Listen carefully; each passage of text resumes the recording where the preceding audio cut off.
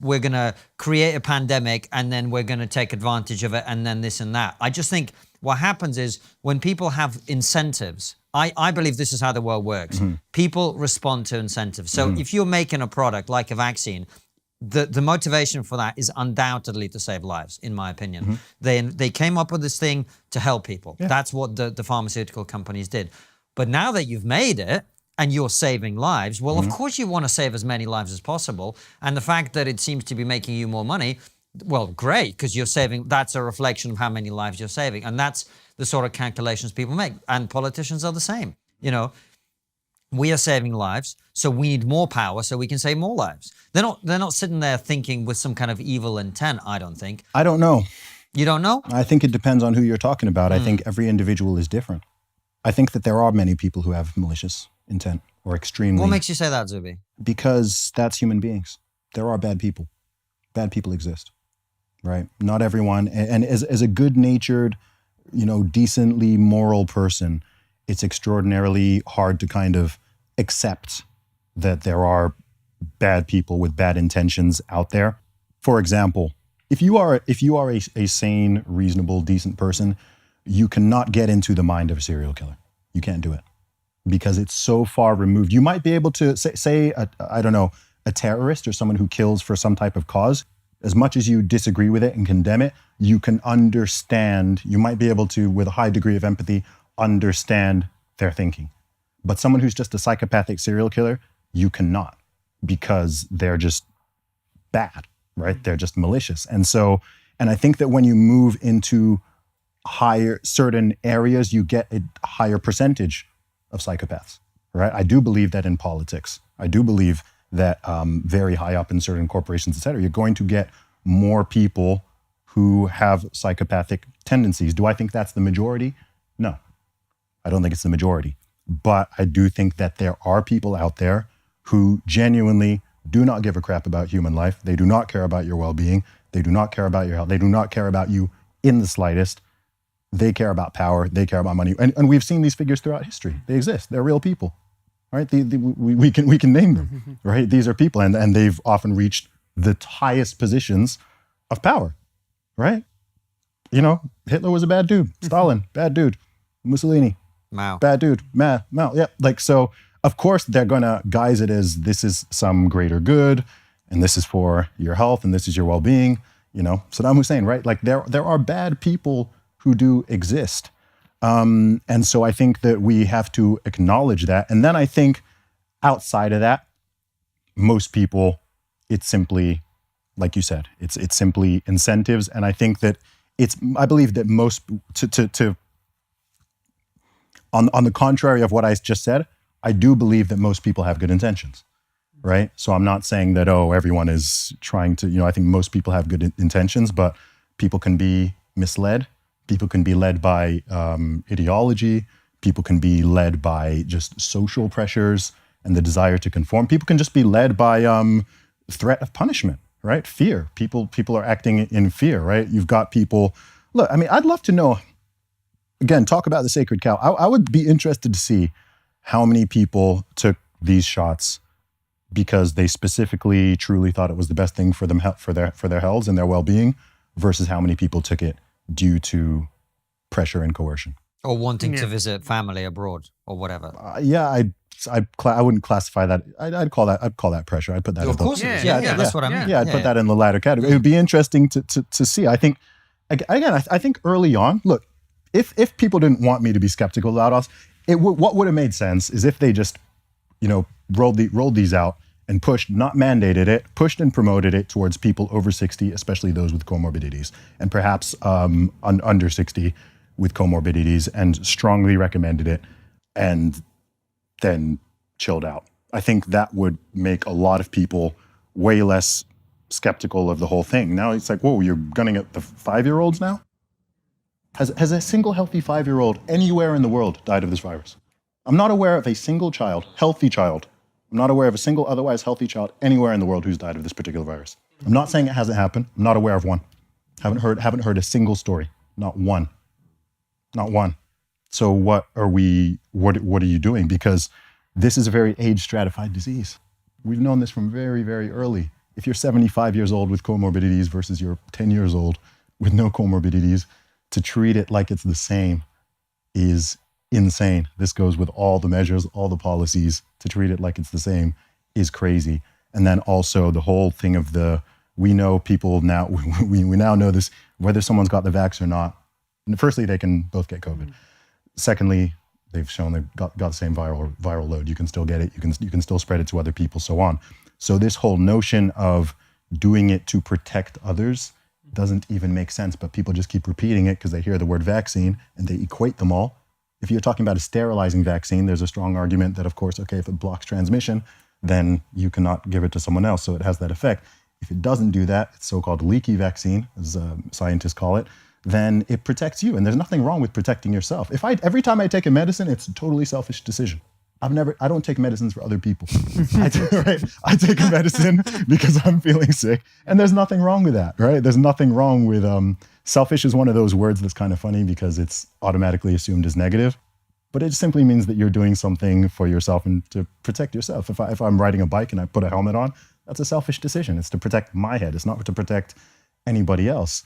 But I think that, people want to go with this sort of hero and communitarian narrative, even when it doesn't really make sense. There's nothing wrong with taking it. If you're unwell, hey, I'm 70, someone's 70 and they're diabetic and they're in rough shape and COVID is a genuine threat to them and they're taking the shot to protect them, God bless you. There's absolutely nothing wrong with that. And I 1000% support your right to do it. My only issue with this whole thing has been the coercion, the force, the bullying, the shaming, setting people against each other, all of that. It's unnecessary, it's counterproductive. And there's the other element of it, which is the censoring of freedom of speech, which they do online, particularly our big tech overlords, whereby if you talk about these subjects, prime example, if you talked a year ago that maybe the virus might have been created in a lab in Wuhan and then was leaked accidentally, you would get your content taken down. Absolutely. Yeah. And now it's the mainstream. most credible version of events. Yeah, I mean, it always was. Yeah. It always was. But this is the issue. And look, I'm just interested in the truth. I don't have an agenda, right? I don't have an agenda beyond wanting myself and people to be free and be able to live their lives and run their businesses and go to work and not be forced to do this and that. That's my only agenda, if you even want to call it that. I just want life to be like it was. I think people thought January 2020 was a bad time, but I think we'd happily go back to that. That's literally all that I advocate for. I'm for freedom of choice. I'm for liberty. I'm for people just being allowed to have their independence and their civil liberties, and it's that simple for me. Hey Konstantin, do you like Christmas? No, in USSR we cancelled Christmas and we had Lenin Fest instead. What's that? We celebrated glorious leader and rewrote story of Jesus to make it better. Really? Yes, in our story, 3 wise men were killed and gifts meant for Jesus redistributed to glorious workers of the Soviet Union. Jesus was put in Gulag for having wrong opinion. As we call it in Russia, happy ending. Right. Well, if you do want to celebrate the festive season, then there's only one way to do it. Grab yourself a ticket to our final live show of the year at the Leicester Square Theatre on Saturday, December the 11th. Yes, it is discussion with one of our favorite guests, Aisha Akanbi. She is almost as good philosopher as Vladimir Lenin. Yeah, exactly. Our 2 previous shows sold out completely, and this one will as well. Grab your ticket now before it's too late. Click on link below. During interval there will be special entertainment. I will ride bear with my shirt off. I didn't realise we were going for that demographic, mate. Oh yes, we are. Excellent. Well, you talk about civil liberties, and I initially was very in favor of everything that was being done because I was like, we don't know what's going on. If the scientists or the doctors are telling us the lockdown is what flattens the curve, I'm happy to go along with that. I wore a mask for a period of time. But we've got to a point now, and I'm going to preface this with an identity politics point just to soften the blow for people. But my Jewish great-grandfather died on the Eastern Front fighting against fascism, right? And I'm not saying where we are now in Austria and Germany mandating vaccines is the same as Nazism. I'm not saying it's Auschwitz. I'm not saying any of that. But what I'm saying is some people came together in 1945 and went, you know, one thing that we really shouldn't do is force people to take medical procedures that they don't want, right? And we seem to have just very casually just walked across that line in several countries now, where it's just like being talked about, and as was fascism, the majority of the public support it. Exactly. But this is the thing. See, something that's been really annoying with this, especially coming from people who spent the past 4 years calling, the Trump Hitler, and everyone who voted for Brexit a Nazi or whatever, is they're now saying that, oh, you're not allowed to compare anything to Nazi Germany or to even, Stalinist Russia, etc. And, number one, I just reject that. Like, if you cannot make comparisons, then what's the point of knowing that history if you're not allowed to point out when there are certain things that are echoing it? No one is directly comparing this to the Holocaust itself, as in the extermination of Jewish people. But if you are looking at Nazi Germany didn't begin with the Holocaust, right? If you're looking at the discrimination and segregation and mistreatment and the use of state and the use of the media to turn people against certain segments of the population, you can absolutely compare it. You can compare it to what happened in Rwanda in 1994. I've heard from friends in Germany and Austria that their media is really, really demonizing people who haven't taken the shot. Like people are actually making charges of hate speech against actual media channels because they're going that intensely with their rhetoric. And it's just like, stop.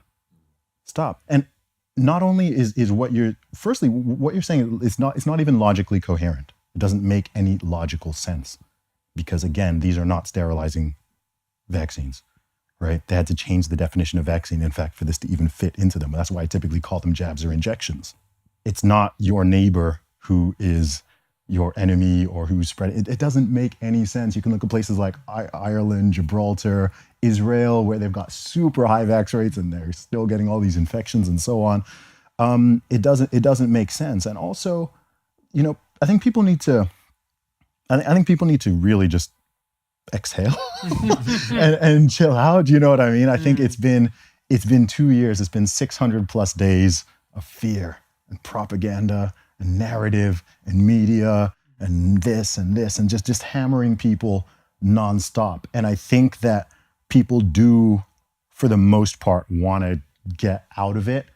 But when you demoralize people and you break their spirit and you make them feel like you put them in a desperate situation where it's like, oh, okay, I will do anything, even if it's unethical, even if it means breaking up my family or my friendship groups or my relationship with my countrymen, etc. If this gets us out of it, let's do it. And again, we've seen this throughout history, right? That's part of, Nazi Germany didn't start in a vacuum. It started post-World War I. Things were very desperate. The economy was, and someone came with a message. And I imagine, I wasn't around, but I imagine a lot of the Germans didn't like some of the anti-Semitic rhetoric and the stuff like that. But the other stuff they were kind of on board with. So they were like, I'll hold my nose and go with this guy, even though he seems a little bit weird on this. And then again, over time, the slow... maybe it was the Jews. Slow escalation and, all of that frustration and anger can be directed towards this people. And look, I think the point is not to be... I want to be very clear. I'm not trying to be disrespectful to anybody who actually has family members, ancestors who suffered under these. I'm not trying to minimize anything here. I'm simply saying that history doesn't repeat, but it rhymes, it echoes. And human beings have not fundamentally changed over this time period. So humans, and this is a really dark thing, but it's real, people are still capable of all the awful things that have happened in history. Human beings are still capable of them. So when we start trending in these negative directions, I think it's important to call it out, to nip it in the bud and say, look, guys, no.